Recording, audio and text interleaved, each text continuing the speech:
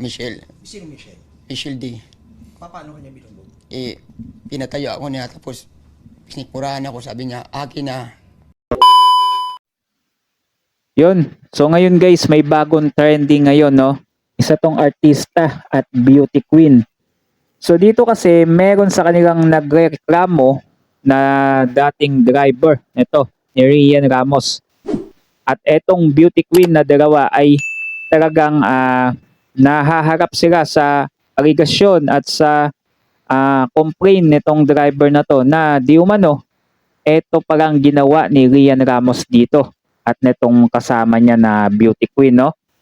Walang awa, no? Dito masisira ang imahe talaga ng artistang si Rian Ramos.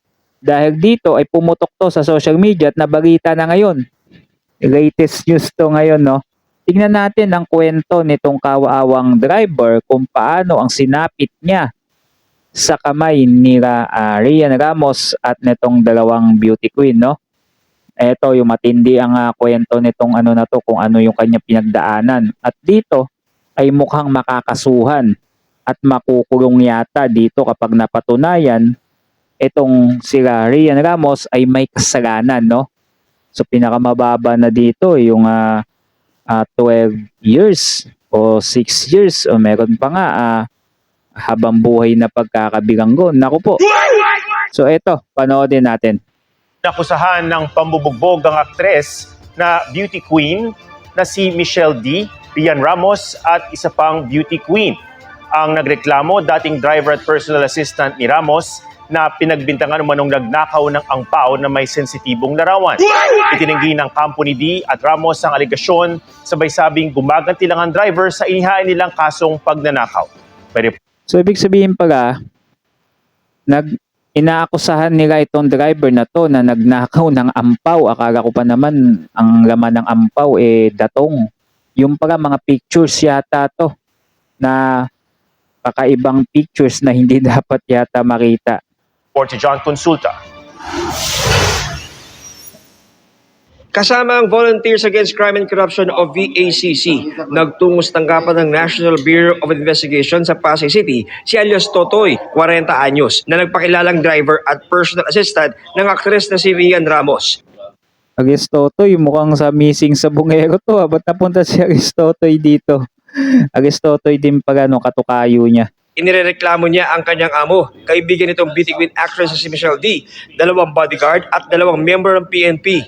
Kwento ng complainant, noong January 17, pagkagaling sa isang taping, bigla raw siyang persang iniakyat sa condo unit ni Ramos at D. Pinaamin daw siya tungkol sa angpaw na umunoy kinuha niya mula sa condo unit.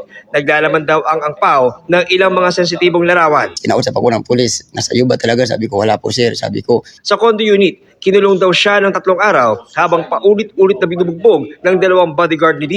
Si D, kasama raw sa gumulpi sa kanya. Binugbog ka muna ni... Naku po, kababaeng tao ng gulpe, no?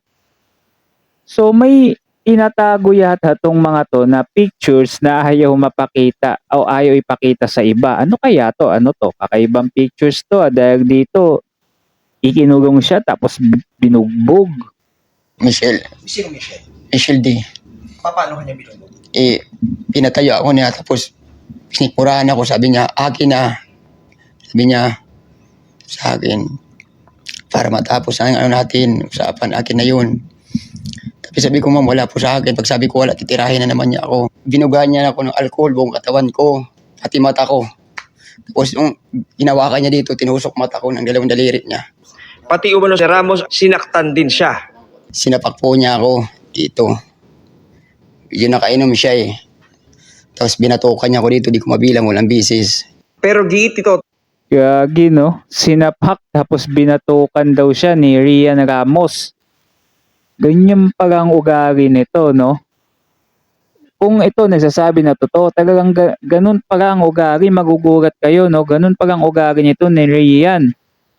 No? Nandahil sa picture, ano kayang klaseng picture yun? Napapaisip tuloy ako, no? Toy, wala sa kanya ang hinahanap na larawan. Tumapit sa akin si Ma'am Rian. Sabi Maria sa akin, ibigay mo na kasi yung isa na yun. Sabi ko, ma'am, wala po. Wala akong Nag-PI maibigay. pa. Sabi ko, kasi wala sa akin. Sa isang punto, may narinig daw siyang pag-uusap ng mga bodyguard. May narinig ako na atapusan nila ako. Tapusin mo sa buhay ko. Naku po, tatapusin. Talagang ayaw talaga nilang no? Talagang matindi yata yung na kagustuhan nilang mabawi yung picture. Ano kayang picture yun? Diba? Nasa ganun ay mahantong pa sa ganito. Kaya tumalon ako Ba tumalon? sa 39 floor. Nung pagtalong ko pa pag-dive ko ng 39 floor sa bintana sa kusina, basta nag-dive lang ako. 25 floor, sabi ng guard. 25. Opo, may nawakan pa ako na lubid. Nung nakawag pa ako sa lubid, bukas pa yung 25 floor, nakapasok pa ako sa may kwarto, may kusina ng mga babae. Parang kwarto siya. Doon ako dumaan. At po pagbaba ko, mayroon na po nakabang doon yung OIC. Tapos? Yung bodyguard niya. Yung dinampot ulit ako, inakit ako sa taas ulit. Ang magas naman nun, tumalon siya mula 25 floor. Pagbaba nun, inakyat ulit siya, nagpagod-pagod lang siya, no? Matindi ang pinagdaanan talaga nito. Eto, napapansin ko talaga dito habang nagsasalita tong driver na to, no? Ay talaga mukhang totoo talaga sinasabi kasi kabado. Pansin nyo, di ba?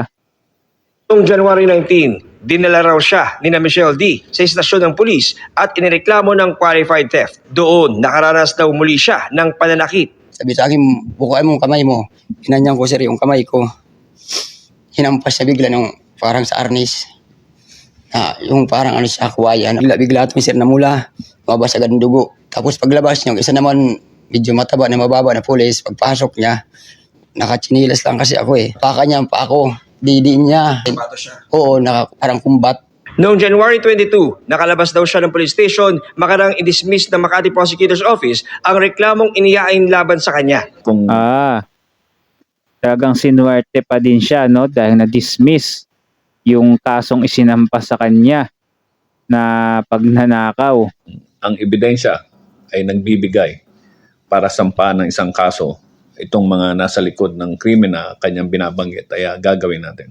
Kasama rin sa kanyang inireklamo ang kaibigan ni Ramos at D na beauty queen na si Samantha Panlilio na nanakit din daw sa kanya. Ang kanyang reklamo, pinarumpaan niya kanina sa NBI. Ayon sa abogado ni Ramos at D, sasagot sila sa oras na makakuha sila ng kopya ng reklamong isinumite ng complainant.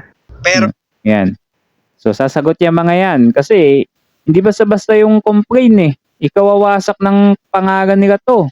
giit nila, wala raw insidente ng illegal detention dahil si alias Totoy daw ay residente rin ng kondo bilang driver ni Ramos.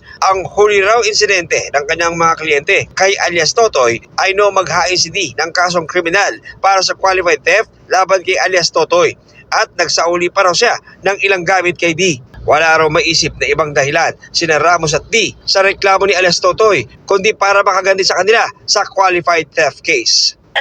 So yan ang ginigit at depensa nila Ramos tsaka nito ni D. Na gumaganti nga lang daw itong driver na to, no? Eh kayo nang humusga diyan, no? Taong bayan nang humusga diyan kung sinong paniniwalaan nila diyan. Ito sa tingin ko mukhang nagsasabi ng totoo itong driver na to. Sabi natin totoong nagnakaw siya na ang pero itong ginawa sa kanya na ikinulong tapos binugbog, eh hindi naman talaga maganda, di ba? Kung totoo, tapos tumalon pa nga daw siya sa 25 floor. So mukhang doon pa lang 25, mabubuhay ka ba doon? Ewan ko lang kung totoo yan, ha? Ewan ko sa inyo, no?